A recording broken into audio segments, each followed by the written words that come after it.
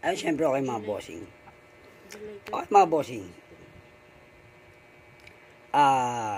Ano lang no, syempre, for sharing lang. No?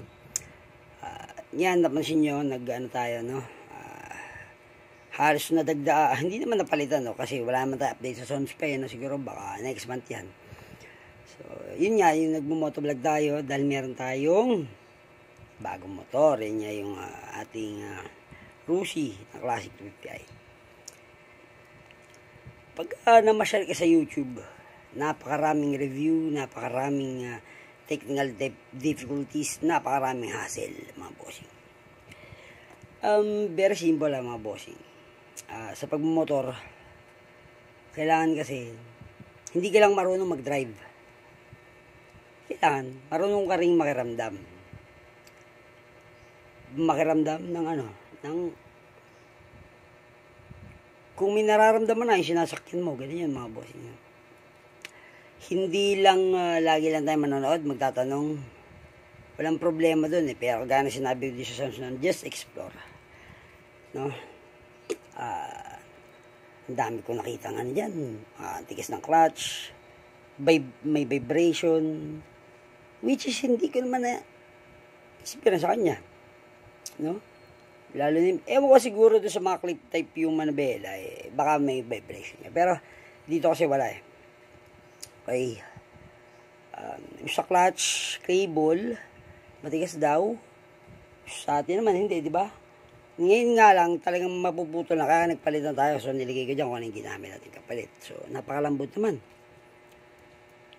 At saka, dapat nga, is not just driving. Dapat may maintenance din, ganun.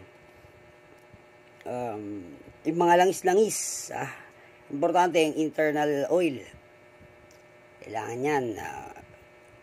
Dapat lagi kayong nag-change oil. Yan yung pinaka-importante, ha. Then after nyo yung palabas, tignan nyo yung mga, diba, yung mga moving parts. Diba, doon sa shock, kadena.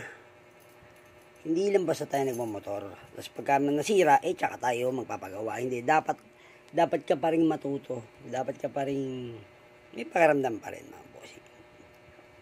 Anyway, no, siguro marami nga dyan, bossing yun naman.